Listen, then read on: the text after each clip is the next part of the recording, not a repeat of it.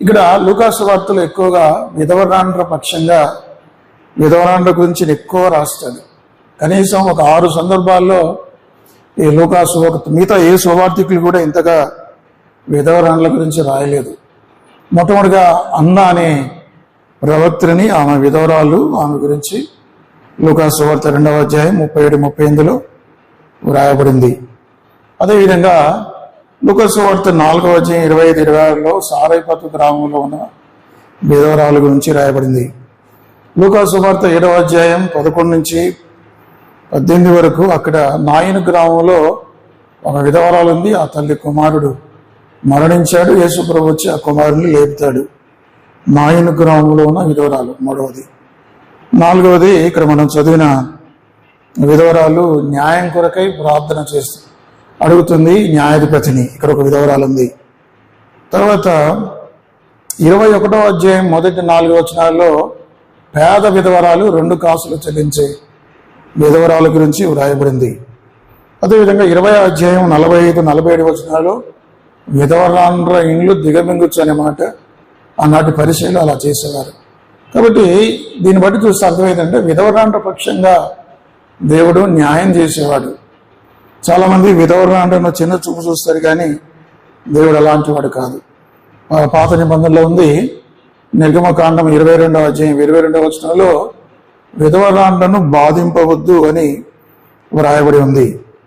అదేవిధంగా మరి ద్వితీయోపదేశకాండం 14:28-29లోను, తర్వాత కీర్తన గ్రంథం 146:9లోను, ఇంకా యెషయా గ్రంథం 1:17-23, ఇర్మియా 7:6, అపోస్తల కార్యములు 6:1, మొదటి తిమోతి 5:3-10 ఇవన్నీ కూడా మరి విధవరాండ్లకు న్యాయం చేయాలని, విధవరాండ్ర ప్రార్థన ఆలకిస్తాడని, విధవరాండ్ర పక్షంగా దేవుడు వాద్యమాడతాడని వ్రాయబడింది. యాకోబు 1:27 తండ్రి అయిన దేవుని ఎదుట నిజమైన భక్తి ఏదనగా దిక్కులేని పిల్లలను మరి వారి ఇబ్బందుల్లో విమర్శించటే, దిక్కులేని పిల్లలను విధవరాండ్రను వారి ఇబ్బందుల్లో విమర్శించటే, తర్వాత ఇహలోక మాలిన్యం తనకంటకుండా తను తాను కాపాడుకుంటే. కాబట్టి దిక్కులేని పిల్లలను విధవరాండ్రని మనం ఏం చేయాలంటే వారికి మేలు చేయాలి, వారిని బాధ పెట్టకూడదు. అయితే ఇక్కడ మనం చదవబడిన వాక్య భాగంలో ఒక అన్యాయస్తుడైన న్యాయాధిపతే కానీ అతడు ఎంతో అన్యాయస్తుడు. ఈ లోకంలో నిజమైన న్యాయాధిపతులు లేరు. మరి యేసుక్రీస్తు గురించి బైబిల్లో రాయబడింది, ఆయన నీతిగల న్యాయాధిపతి. అపోస్తలుడైన పౌలు తిమోతికి 2వ తిమోతి 4వ అధ్యాయంలో అంటాడు, నీతిగల న్యాయాధిపతి అయిన దేవుడు ప్రభు ఆ దినము నాకు మాత్రమే కాకుండా తన రాకడను అపేక్షించు వారికి అందరికీ ఆయన నీతి కిరీటం ఇస్తాడని 2వ తిమోతి 4వ అధ్యాయం 10-11 వచనాల్లో మాటలు రాయబడతాయి. కాబట్టి మరి దేవుడు విధవరాండ్రకు న్యాయం చేసేవాడు, ఆయన అన్యాయస్తుడు కాదు. ఇక్కడేమో అన్యాయస్తుడైన న్యాయాధిపతి ఉన్నాడు, మన దేవుడేమో నీతిగల న్యాయాధిపతి, నీతిని అనుసరించి న్యాయం చేస్తాడు. లోకంలో చాలామంది న్యాయాధిపతులు ఉన్నారు, కానీ వారు లంచం తీసుకునేవాళ్ళు, లంచం తీసుకొని న్యాయాన్ని మార్చేవాళ్ళు. ఇక్కడ ఒక 3 విషయాలు నేను మీతో మాట్లాడతాను. మొట్టమొదటి విషయం ఏంటంటే మొదటి వచనం, వారు విసుకక నిత్యము ప్రార్థన చేయుచుండవన్నట్టుకు ఆయన వారితో ఈ ఉపమానము చెప్పెను. కాబట్టి విసుకక అనేది ఒక మాట, ప్రార్థన చేయటం, praying contrasted to the fainting అని ఒక మాట ఉంది. అంటే ప్రార్థన చేసే వాళ్ళు విసుకరు, విసిగిపోయేవారు ప్రార్థన చేయరు. అదే అర్థం. కొన్నిసార్లు మనం ప్రార్థన చేయడానికి కూర్చుంటాం, కొద్దిసేపు చేయగానే విసుకొస్తుంది. విసుకొచ్చినప్పుడు ఇంకేం ప్రార్థన చేస్తాం? మరి ఆ మాటకు వస్తే యేసుక్రీస్తు ప్రభు వారు రాత్రంతా ఆయన కొండ మీద ప్రార్థన చేశారు. మరి ప్రభువుకి ఎప్పుడు విసుకురాదు. ఒకసారి మీరు ప్రార్థన చేయటం అలవాటు చేసుకుంటే ఎంతసేపు అయినా ప్రార్థన చేయవచ్చు. కొన్నిసార్లు మాటలు రావు ప్రార్థన చేయటానికి మాటలు రావు. అయితే మనం ప్రాక్టీస్ చేస్తూ ఉంటే మనకి ఎక్కువగా ప్రార్థన చేస్తాం. ప్రార్థన చేయడానికి ఎన్నో విషయాలు ఉన్నాయి, ఎంతసేపు అయినా ప్రార్థన చేసే అవకాశం ఉంది. కాబట్టి ఇక్కడ మరి ప్రార్థన చేస్తున్నారా, విసుగు పొందుతున్నారా అనేది మనం ఆలోచన. చూడండి, చాలా మంది ప్రార్థనా కూడికలు అంటే అట్లా ఒప్పుకో ప్రార్థనా కూడికలకు చాలా మంది ఎందుకు రారంటే వాళ్ళకి విసుగు. ఏదైనా స్పెషల్ మీటింగ్, మంచి భోజనం పెడతాం, స్పెషల్ మీటింగ్ విందు ఉందంటే తండోపతండాలుగా వస్తారు. కానీ మీరు ప్రార్థనా కూడికలకు ఎందుకు రారు అంటే ప్రార్థనా కూడికల్లో బోర్డం, విసుగు పుట్టించే కార్యక్రమాలని వాళ్ళకి అర్థం. మోకరించాలి, ప్రార్థించాలి, చాలా కష్టం. కాబట్టి వారు విసుకక, బైబిల్ చెప్తుంది, యేసుప్రభువు వారు సాక్ష్యం చెప్తున్నాడు, విసుకక నిత్యము ప్రార్థన చేయాలి, నిత్యము ప్రార్థన చేయాలి. అదే 1 దశలోనిక 4:17 మరి ఎల్లప్పుడూ ఎడతెగక ప్రార్థన ప్రే విదౌట్ సీజింగ్, ఎడతెగక ప్రార్థన చేయడి. ఇక్కడేమో విసుకక ప్రార్థన చేయడి. ఏమిటి నిత్యము ప్రార్థన చేయటం అంటే మన పరిపాలనని మానుకొని ఏ పని చేయకుండా దేవుని మందిరానికి వచ్చి ఎప్పుడు మరి ఎల్లప్పుడూ 24/7 ప్రార్థన చేయటమేనా? అది కాదు అక్కడ అర్థం. నిత్యము ప్రార్థన చేయటం, ఎడతెగక ప్రార్థన చేయటం అంటే అర్థం ఏంటంటే అట్లా ఎల్లప్పుడూ చెప్పిన మాటలు చెప్పి చెప్పిన పాటలు చెప్పడం కాదు. యేసుప్రభువు వారు మత్తయి సువార్త 6వ ఆయన అన్నారు, పరిచయులు అట్లా ప్రార్థన చేస్తారట. ఏం ప్రార్థన చేస్తారో చెప్పిందే చెప్పటం, తమ గురించి గొప్పలు చెప్పుకోవడం వాళ్ళు ప్రార్థన చేస్తారు. అలా కాకుండా నిత్యము ప్రార్థన చేయటం అంటే ఏమిటి? లేకపోతే విసుకక లేకపోతే ఎడతెగక ప్రార్థన చేయటం అంటే అర్థం ఏంటంటే మీరు తెలుసుకోండి. అంటే మనం శ్వాస తీసుకుంటున్నాం కదా, ఇప్పుడు మనం శ్వాస తీసుకుంటున్నాం, శ్వాస లేకుండా మనం బ్రతకలేము, ఒక నిమిషం కూడా మనం బ్రతకలేము. అట్లాగూ ప్రార్థన అనేది ఒక శ్వాసలాగా మనం భావించాలి. మనం పని చేస్తున్నా, కూర్చున్నా, నడుస్తున్నా, మరి ఎక్కడున్నా, ఏం చేస్తున్నా సరే మన మనస్సు, మన దృష్టి దేవుని మీద ఉంది. కూర్చున్నప్పుడు ప్రార్థన చేయొచ్చు, నడుస్తున్నప్పుడు ప్రార్థన చేయొచ్చు, మనసులో పని చేస్తున్నప్పుడు ప్రార్థన చేయొచ్చు. అంటే మన హృదయం దేవునితో ఉండాలి. మన పెదవులు, ప్రార్థన అంటే కేవలం మాటలు పెదవులే కాదు, ప్రార్థన అంటే మాటలు పెదవులే కాదు, కానీ హృదయం, అలా హృదయంలో ఉన్న భారం అంతకంతకు అధికం అవుతుంది అన్నమాట. హృదయంలో భారం లేకుండా మరి మాటలు రావు, పెదవులు పలకవు. ఎప్పుడు మనం సరైన ప్రార్థన చేస్తాము అంటే మన హృదయాల్లో నిజంగా భారం అనేది ఉంటే, సంఘం గురించి కానీ, వ్యక్తిగతంగా కాకుండా అక్కర్ల గురించి కానీ, కుటుంబం గురించి కానీ నిజమైన భారం ఉంటే, నశించిన ఆత్మల పట్ల భారం కానీ, సంఘ క్షేమం కొరకు భారం కానీ, దేవుని రాజ్యం కట్టబడానికి భారం కానీ, ఆయా వ్యక్తులు పడుతున్న బాధలు, అస్వస్థలు, అనారోగ్యాలు, వారి మీద జాలిపడి వారి కొరకు ప్రార్థన చేయటానికి భారం అంటే మాటలు వస్తాయి. మనం ఎందుకు ప్రార్థన చేయలేకపోతున్నాం? ఎందుకు మాటలు తడబడుతున్నాయి? ఇది కొద్దిసేపు క్లుప్తంగా 2 నిమిషాలు 3 నిమిషాలు చేసి ప్రార్థన ఆపేస్తున్నామంటే మనకు భారము లేదు. కొన్నిసార్లు భారము లేని మాటలు, భారము లేని ప్రార్థనలు, హృదయం ఉండదు.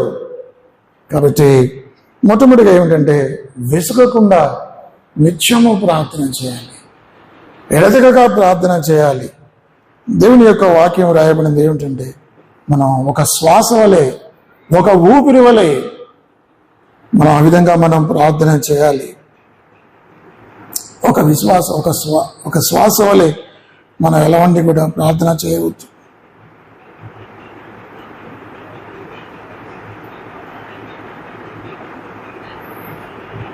కాబట్టి తర్వాత రాయబడిన మాట, ఆయన ఇప్పుడు ఎన్ని విషయాలు చూసామంటే విసుగకుండా ప్రార్థన చేయటం, ఈ 2 వేరు పదాలు. మనం ప్రార్థన చేయాలి, విసుక్కోకూడదు. మనం ఎక్కువగా విసుక్కోకుండా ప్రార్థన చేయడం అట్లా అలవాటు చేసుకోవాలి. యేసుక్రీస్తు ప్రభువు రాత్రంతా ప్రార్థన చేశాడు కదా, మనం విసిగిపోకూడదు. ప్రార్థన ఎక్కువగా మనం ప్రార్థన చేసే అవసరం ఉంది. ఆ తర్వాత రెండవది ఏమిటంటే రాయబడిన మాట చూడండి, కొన్ని మాటలు దేవుని పిల్లల కోసం ప్రార్థన చేద్దాం. The widow contrasted with God, children of God. మీకు ఒక మాట చూపిస్తాను. లూకా సువార్త 18వ అధ్యాయం మీకు ఒక వచనం.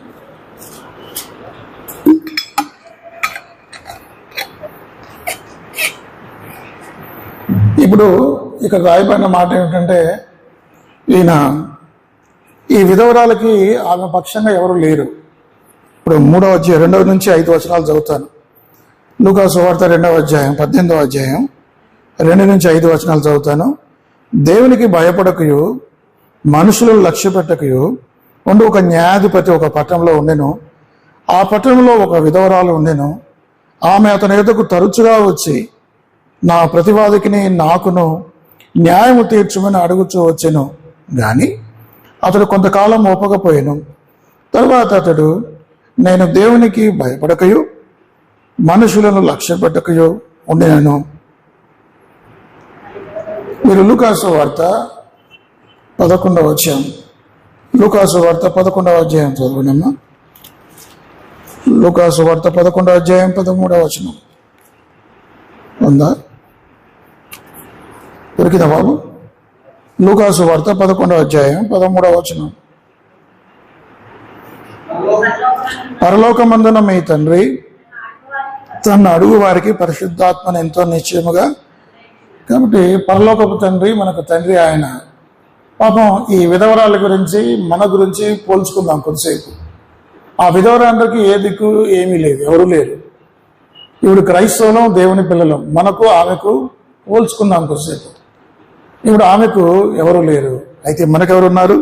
మన పరలోకపు తండ్రి ఉన్నాడు. చూడు ఆ మాట మరి 13, పరలోకమందున మీ తండ్రి తను అడుగు వారికి పరిశుద్ధాత్మను ఎంతో నిశ్చయముగా అనుగ్రహించింది. మన పరలోకపు తండ్రి ఏదైనా అక్కర్లు మనం అడిగితే, మనం ఆయన గోజాడితే ఆయన మన అక్కర్లు తీరుస్తాడు. యేసుక్రీస్తు మహిమైశ్వరుడు, ఆయన మన ప్రతి అవసరం కూడా తీరుస్తాడని దేవుని వాక్యంలో ఉంది. కాబట్టి విధవరాండ్ర పక్షంగా ఎవరు కూడా లేరు. ఆమెకు న్యాయం తీర్చేవారు లేరు, ఆమె అక్కర్లు తీర్చేవారు లేరు. దేవుని పిల్లలమైన మనకైతే మన పరలోకపు తండ్రి ఉన్నాడు. ఆయన వైపు చూడాలి. మనం ప్రార్థన చేస్తే దేవుడు మన ప్రార్థనలో అక్కర్లు తీరుస్తాడు.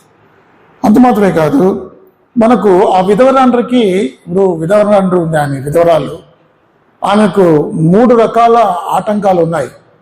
ఆ రోజుల్లో యేసుక్రీస్తు వారి కాలంలో కోర్టులు ఇట్లా పక్కా బిల్డింగ్లో ఉండకపోయేవి. అవి మూవింగ్ కోర్ట్స్ అంటారు వాటిని. ఈ గుడారాల్లో ఉండే ఆ కోర్టులు, అవి ఒక స్థలం నుంచి ఇంకొక స్థలానికి ప్రయాణం చేస్తూ ఉంటారు. అయితే లోపల న్యాయాధిపతి కూర్చుంటారు, ఆయన చుట్టూ కొంతమంది మనుషులు ఉంటారు. ఈ ఫైల్స్ ఆ న్యాయాధిపతికి తీసుకొని వెళ్తారు. కొంతమంది డబ్బున్నోళ్ళు వాళ్ళైనా లంచం ఇచ్చినప్పుడు వాళ్ళ కేసు తొందరగా చూస్తారు. ఎవరికైతే డబ్బులు లేదో, లంచం ఎవరో వాళ్ళ కేసు.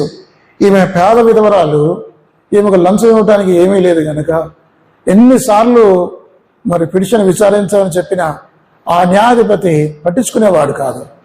ఎందుకు న్యాయాధిపతి పట్టించుకోవట్లేదంటే ఆమెకు డబ్బు ఇచ్చే తాహత లేదు, స్తోమత లేదు ఆమెకు. చూడండి ఎంత అన్యాయంగా ప్రవర్తిస్తున్నారు. 3వది ఏమిటంటే, ఆ రోజుల్లో కోర్టులలో స్త్రీలకు ప్రవేశం లేదు, స్త్రీల యొక్క సాక్ష్యం నిలబడదు. 2వది ఆమె విధవరాలు, ఆమెకు భర్త లేడు. అదే 3వది ఆమె దగ్గర డబ్బు లేదు. కాబట్టి ఈ 3 కారణాల వల్ల ఆమె మరి కేసును పెండింగ్ పడింది. ఎన్నిసార్లు పోయి అడిగినా కానీ ఆ న్యాయాధిపతి పట్టించుకునేవాడు కాదు. కాబట్టి ఆమెకు ఆ న్యాయాధిపతి వద్దకు, ఆ కోర్టులోకి ప్రవేశించే అవకాశం లేదు. కానీ మనకు, దేవుని పిల్లలకు మనకెంతో ధైర్యమైన ప్రవేశం ఉంది. ఎఫెసీయులకు రాసిన పత్రిక 2వ అధ్యాయం 18వ వచనం. ఎఫెసీ 2వ అధ్యాయం 18వ వచనం. ఆయన ద్వారానే మనం ఉభయులకు ఒక ఆత్మ యందే తండ్రి సన్నిధికి చేరగలిగి ఉన్నాము. కాబట్టి ప్రవేశం. హెబ్రీలకు రాసిన పత్రిక 4వ అధ్యాయం 16 వచ్చిందా బాబు? హెబ్రీ 4, 14, 16.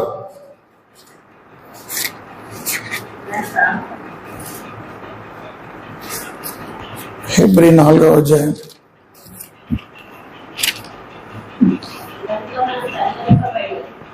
చదవమ్మా. 15వ వచనం కూడా చదువు. మన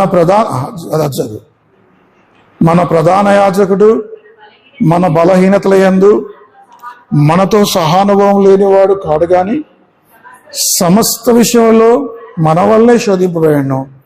ఆయన పాపము లేనివాడుగా ఉండెను గనుక మనము కనికరింపబడి సమయోచితమైన సహాయం కొరకు కృప పొందినట్లు ధైర్యముతో కృపాసనతకు.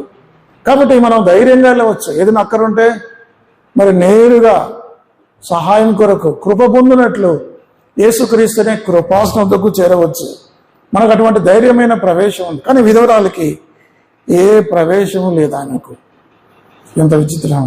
అంత మాత్రమే కాదు, మరి యేసుక్రీస్తు ప్రభువారు ఆయన మన స్నేహితుడు, మన పక్షంగా వాద్యం ఆడేవాడు. ఇప్పుడు యేసుక్రీస్తు ప్రభువారు మన కొరకు విజ్ఞాపన, మనకు ఏదైనా అక్కరుంటే, మనకు ఏదైనా అవసరంతో మనం ఏం చేయాలంటే మధ్యవర్తి పెట్టుకోవాలి. చూడండి మా మాట, 1 యోహాను 2వ అధ్యాయం 1వ వచనం. 1 యోహాను 2వ వచనం. 1 యోహాను 2వ అధ్యాయం 1 యోహాను 2వ అధ్యాయం. నా చిన్నపిల్లలారా, మీరు పాపము చేయకుండాకై ఈ సంగతులను మీకు రాయచున్నాను. ఎవడైనను పాపము చేసిన యెడల నీతిమంతుడైన యేసుక్రీస్తు అనే ఉత్తరవాది తండ్రి యొద్ద మనకున్నాడు. ఆయనే మన పాపములకై శాంతికరమై ఉన్నాడు. మన పాపములకు మాత్రమే కాదు, సర్వలోకమునకు శాంతికరమై ఉన్నాడు. కాబట్టి నీ పక్షంగా నా పక్షంగా ఒక వ్యక్తి ఉన్నాడు, ఉత్తరవాదిత్వం చేస్తున్నప్పుడు. కోర్టులు ఉన్నాయి, కోర్టులో క్లయింట్కి జడ్జికి మధ్యలో అడ్వకేట్ ఉంటాడు. అడ్వకేట్ ఏం చేస్తాడంటే తన క్లయింట్ తరపున మరి మొరపెట్టుకుంటాడు న్యాయాధిపతికి, అయ్యా నా క్లయింట్ పొరపాటు చేశాడు, తనను క్షమించండి, తనకు శిక్ష తక్కువ చేయండి అని చెప్పి ఆ విధంగా వాద్యమాడతాడు. అదేవిధంగా ఇప్పుడు మన దేవునికి మన మధ్యలో ఆయన కుమారుడైన యేసుక్రీస్తు వారు విజ్ఞాపనకర్తగా ఉన్నాడు. ఆయన ఉత్తరవాది. అంత మాత్రమే కాదు, ఆయన విజ్ఞాపనకర్త, ఆయన ప్రధాన యాజకుడు. హెబ్రీలకు రాసిన పత్రిక 2వ అధ్యాయం 17-18 వచనాలు. హెబ్రీలకు రాసిన పత్రిక 2:17-18. కావున ప్రజల పాపములకు పరిహారము కలుగజేయుటకై దేవుని సంబంధమైన కార్యములలో కనికరమును నమ్మకము గల ప్రధాన యాజకుడుగా నిమిత్తము అన్ని విషయములలో ఆయన తన సహోదరుడు వంటి వాడు కావలసి వచ్చెను. తాను శోధింపబడి శ్రమ పొందిన కనుక శోధింపబడి వారిని సహాయము చేయగలవాడై ఉన్నాడు. కాబట్టి దేవుడు ఆయన ప్రధాన యాజకుడు, ఆయన ఉత్తరవాదిత్వం. కాబట్టి రాయబడిన మాటలు మీరు జ్ఞాపకం చేసుకో. కాబట్టి దేవుడు ఆయన మన స్నేహితుడు.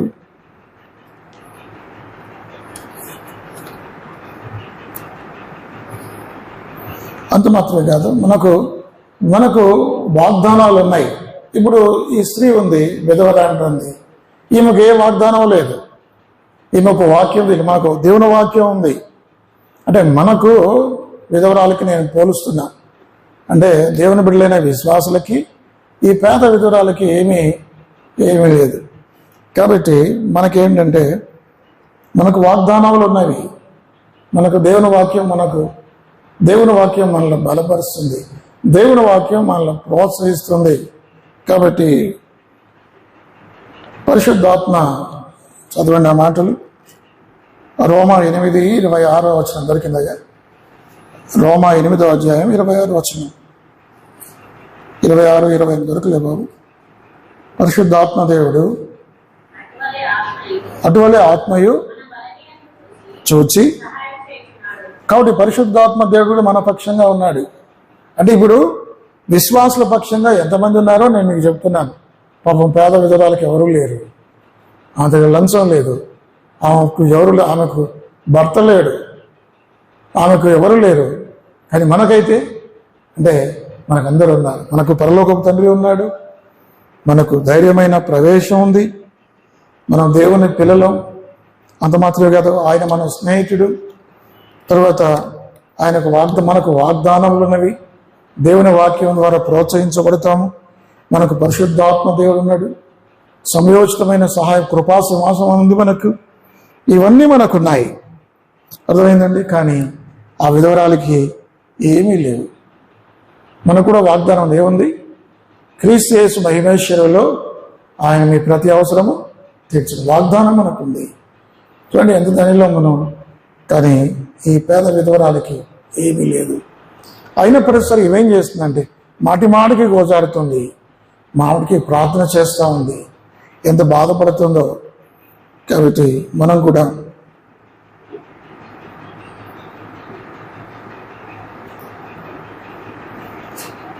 లూకా సువార్త 18:8 దొరికిందా అమ్మా?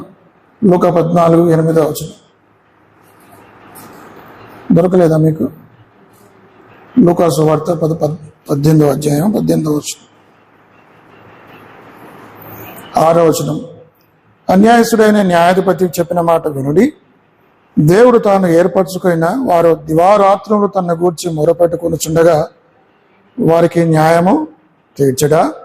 ఆయన వారికి త్వరగా న్యాయం తీర్చును. వారి విషయమే కదా ఆయన దీర్ఘశాంతము చూపుచున్నాయని మీతో చెప్పుచున్నాను. కాబట్టి ఇక్కడ న్యాయాధిపతే ఇన్నిసార్లు వచ్చి మొరపెట్టుకొని అడిగితే న్యాయం తీరుస్తాడు. కానీ మన దేవుడు ఎలాంటి వాడంటే ఆయన న్యాయవంతుడు, ఆయన తప్పక న్యాయం తీరుస్తాడు. దేవుని వాక్యం స్పష్టంగా ఉంది, ఆయన న్యాయం తీర్చేవాడు, అన్యాయం తీర్చేవాడు కాదు. ఈ విధవరాలి 18:5 ఈ విధవరాలు నన్ను తొందర పెట్టుచున్నది గనుక ఆమె మాటికి వచ్చి గోజాడుకున్నట్లు ఆమెకు న్యాయము తీర్చునని తనలో తాను అనుకొనెను. ఈ విధవరాలు తొందర పెడతా ఉంది. ఇప్పుడు మనం కూడా ఏం చేయాలంటే ఆ విధవరాలు ఏ విధైతే గోజాడిందో మనం కూడా ఎక్కువగా ప్రార్థన చేయాలి. ఒకవేళ ఈ బీద విధవరాలు ఆమె కనుక మాటికి వెళ్ళి న్యాయాధిపతిని గోజాడకపోతే అక్కడ తీర్చబడదు. అలాగే మనం కూడా మన దేవునికి మనం మొరపెట్టాలి, ఎక్కువగా మనం మొరపెట్టాలి. 127వ కీర్తన బాబు, 123వ కీర్తన 123వ వచనం చదవమ్మా. ఆకాశమందు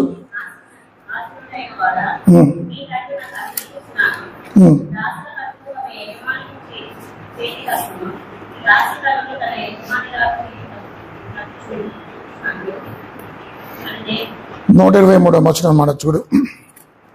మన దేవుడైన యెహోవా మనలను కరుణించే వరకు మన కన్నులు ఆయన తట్టు చూచున్నవి.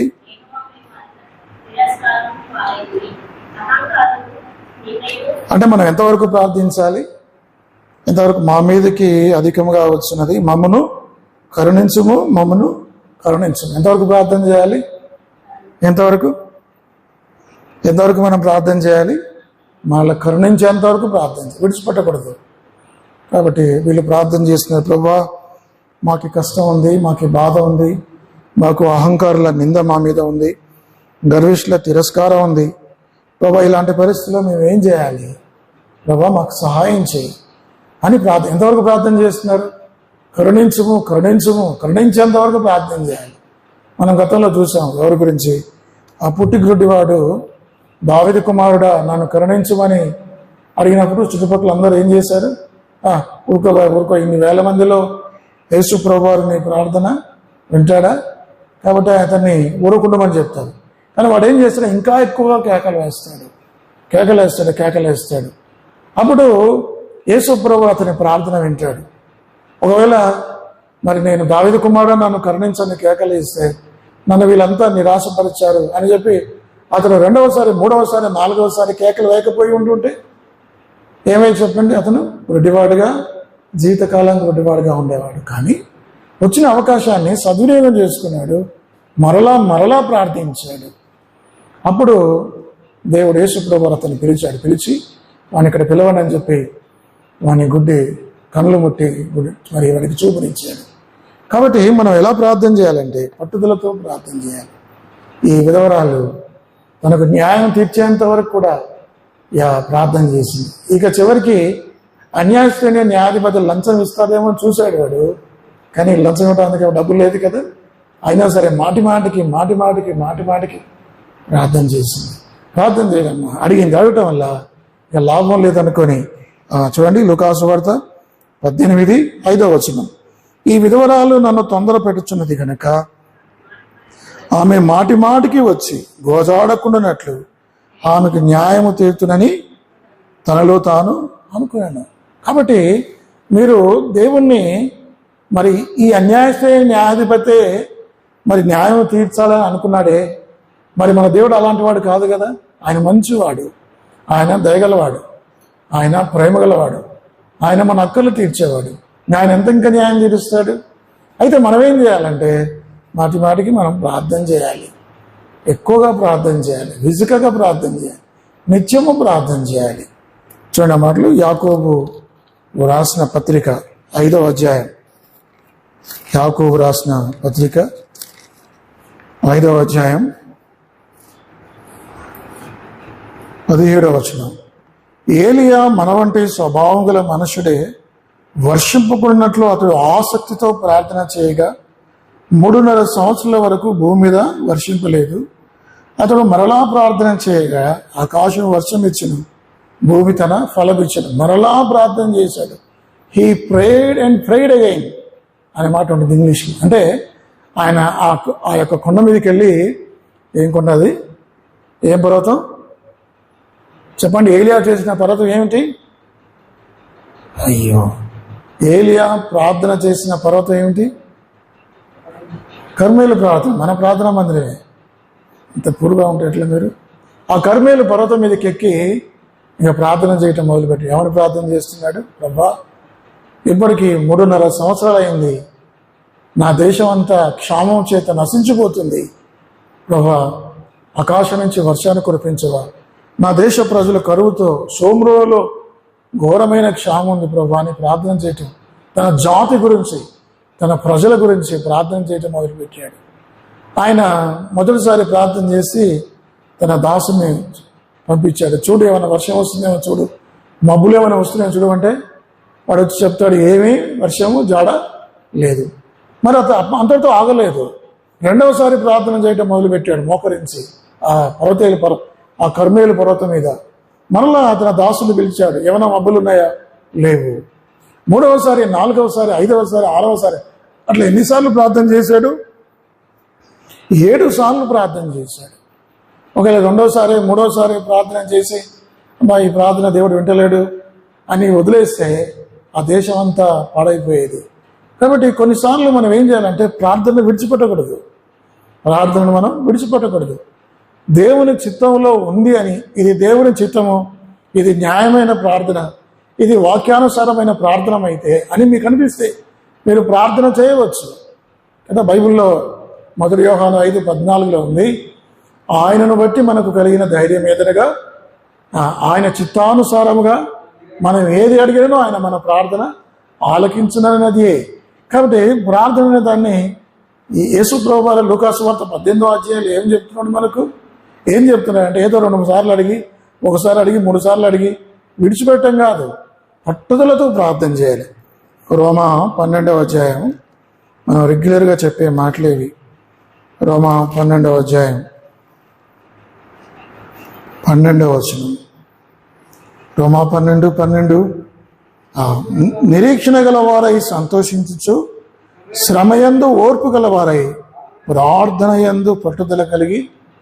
ఒకవేళ పట్టుదలతో ఈ స్త్రీ, ఈ విధవరాలు మాటి మాటికి అడగకపోతే ఆమెకు న్యాయం తీర్చబడేది కాదు. మనం కూడా ఆ విధంగా విసుకగా ప్రార్థన చేయాలి, నిత్యము ప్రార్థన చేయాలి. మన దేవుడు న్యాయవంతుడు కదా. చూడండి ఆ మాటలు లూకాసు వార్త 18వ అధ్యాయం 6-7 వచనాలు. లూకాసు వార్త 18:6-7 వచనాలు. మరియు ప్రభువు ఇట్లను, అన్యాయస్తుడైన ఆ న్యాయాధిపతి చెప్పిన మాట వినుడి. దేవుడు తాను ఏర్పరచుకున్న వారు దివారాత్రులు తన్ను గూర్చి మొరపెట్టుకునిచుండగా వారికి న్యాయము తీర్చడా? దేవుడు న్యాయం తీర్చడా? తీరుస్తాడు. ఎప్పుడు తీరుస్తాడు? మరి దివారాత్రములు మొరపెట్టుకునే వారికి దేవుడు న్యాయం తీరుస్తాడు. ఆయన మంచివాడు.